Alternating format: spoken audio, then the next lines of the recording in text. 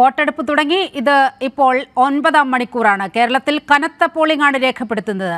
ഇതുവരെ 56.10% പോളിംഗ് ആണ് രേഖപ്പെടുത്തിയത്. കണ്ണൂരിലാണ് ഉയർന്ന പോളിംഗ് രേഖപ്പെടുത്തിയിരിക്കുന്നത്. പൊന്നാനിയിലാണ് ഏറ്റവും കുറവ് പോളിംഗ്. വിവരങ്ങളുമായി ഷീജ ചേരുകയാണ്. ഷീജ, നമ്മുടെ മുന്നിലുള്ളത് 4:05 തെരഞ്ഞെടുപ്പ് കമ്മീഷൻ പുറത്തുവിട്ട ഏറ്റവും പുതിയ കണക്കാണ്. ഇതനുസരിച്ച് 56% പോളിംഗിൽ എത്തി നിൽക്കുകയാണ് സംസ്ഥാനം. സമഗ്ര വിവരങ്ങൾ എന്തെല്ലാമാണ്? പ്രത്യേകിച്ച് തിരുവനന്തപുരത്തെ ഒരു അവസ്ഥ കൂടി പറഞ്ഞു പോകാം.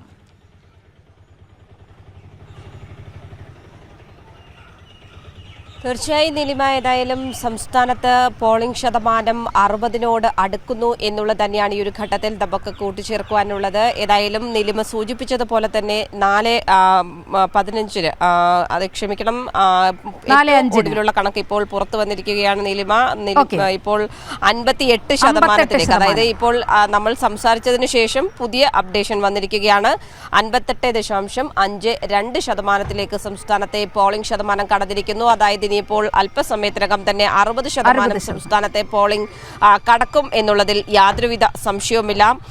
ഇതിൽ ഏറ്റവും കൂടുതൽ പോളിംഗ് രേഖപ്പെടുത്തിയിരിക്കുന്നത് കണ്ണൂർ മണ്ഡലത്തിലാണ്. 61.85% കണ്ണൂർ മണ്ഡലത്തിലെ ശതമാനം എന്ന് പറയുന്നത്. 60% കടന്ന മറ്റ് മണ്ഡലം എന്ന് പറയുന്നത് ഒന്ന് ആലപ്പുഴയാണ്, 61.55.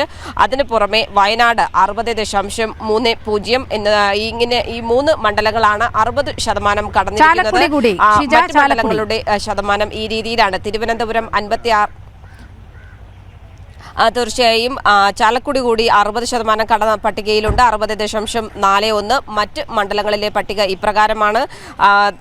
തിരുവനന്തപുരം 56.55, ആറ്റിങ്ങൽ 59.55, കൊല്ലം 56.74, പത്തനംതിട്ട 55.55, മാവേലിക്കര 56.58, ആലപ്പുഴ നേരത്തെ നമ്മൾ സൂചിപ്പിച്ചതുപോലെ 61.55, കോട്ടയം 57.04, ഇടുക്കി 56.53, എറണാകുളം 57.34, ചാലക്കുടി 60.59, തൃശൂർ 59.75, പാലക്കാട് 60.41, ആലത്തൂർ 59.51, പൊന്നാനി 53.97, മലപ്പുറം 57.34, കോഴിക്കോട് 59.18, വടകര 58.96, കാസർഗോഡ് 60.90 എന്നതാണ് പോളിംഗ് ശതമാനം. നമ്മൾ രാവിലെ മുതൽ കാണുന്നതാണ്. വലിയ തരത്തിലുള്ള ഒരു തിരക്ക് നമുക്ക് പല ബൂത്തുകളിലും അനുഭവപ്പെടുന്നുണ്ട്.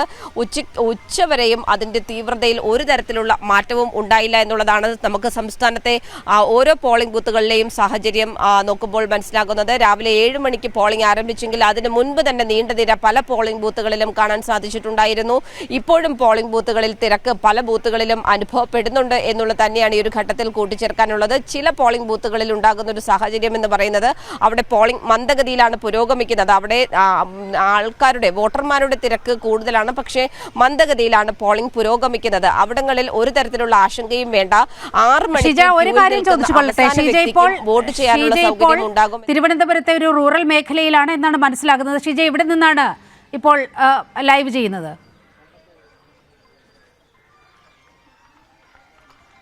നിലവ ഞാനിപ്പോഴുള്ളത് കാട്ടാക്കട മേഖലയിൽ നിന്നാണ്. കാട്ടാക്കട മേഖലയിലുള്ള, അതായത് നമ്മുടെ ആറ്റിങ്ങൽ മണ്ഡലത്തിന്റെ പരിധിയിൽ വരുന്ന കാട്ടാക്കട മേഖലയിൽ നിന്നുകൊണ്ടാണ് അവിടുത്തെ ഒരു പോളിംഗ് ബൂത്തിൽ നിന്ന്. അതായത് ഷീജ, ആറ്റിങ്ങൽ തിരുവനന്തപുരത്തെ അപേക്ഷിച്ച് ആറ്റിങ്ങലിൽ വലിയ പോളിംഗ് ശതമാനം റിപ്പോർട്ട് ചെയ്തിരിക്കുകയാണ്. 59.55% പോളിംഗ് രേഖപ്പെടുത്തുന്നത്. അതായത് നഗരത്തോടൊപ്പം ഗ്രാമീണ മേഖലയിലും വലിയ പോളിംഗ് രേഖപ്പെടുത്തുന്ന ഒരു സാഹചര്യം തിരുവനന്തപുരത്ത് കാണുന്നുണ്ട്. എന്താണ് അവിടുത്തെ ഒരു സവിശേഷ സാഹചര്യം?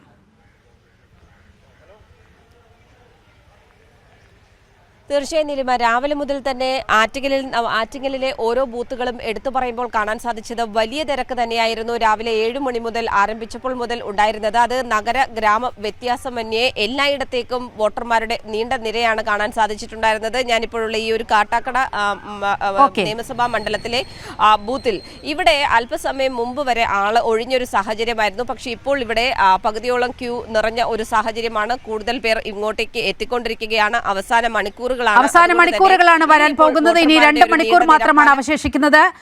തിരുവനന്തപുരത്തെ സംസ്ഥാനത്തെ ഒരു സവിശേഷ സാഹചര്യമാണ് ഷീജ വിശദീകരിച്ചത്.